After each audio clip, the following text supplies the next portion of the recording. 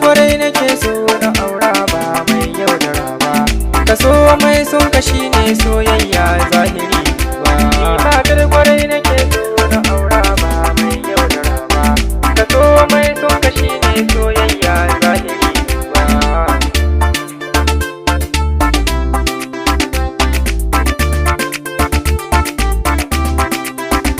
Ni matar kwarai nake so na aura ba mai yaudara ba. Ka so mai son ka shine soyayya zahiri. Soyayya zamanin nan ta lalace yan uwana. Aiki da yaudar masoya a ciki har da mabanna. Yan uwana miye uzurin kai ya samu ni banna. A soyayya ba cutarwa haka nan ni duba. Ni matar kwarai nake so na aura ba mai yaudara ba.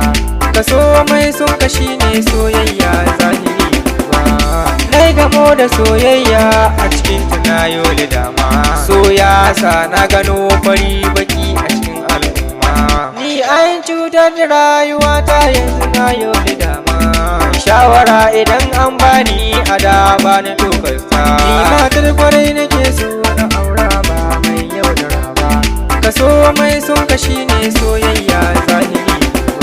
Ai to masoya ina kiran ku shawara za na ba ku. Shi so tukar ibada ce kuma shi ne silayin ku. Mai cutarwa zuwa ga masoya rabbana bai tsare ku.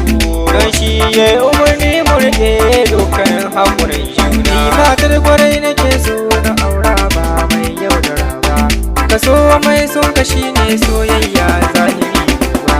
Yanar su yaro yake kira a gare ku dukkan al'umma. Mu rage haƙi na soyayya cuta gar mu suma. Gar mu yarda mu ɗau hanyar mayaudara 'yan gulma.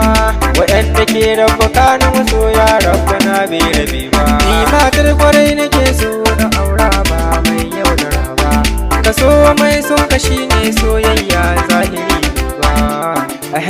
Wannan saƙo ne daga Anas Kuyaru.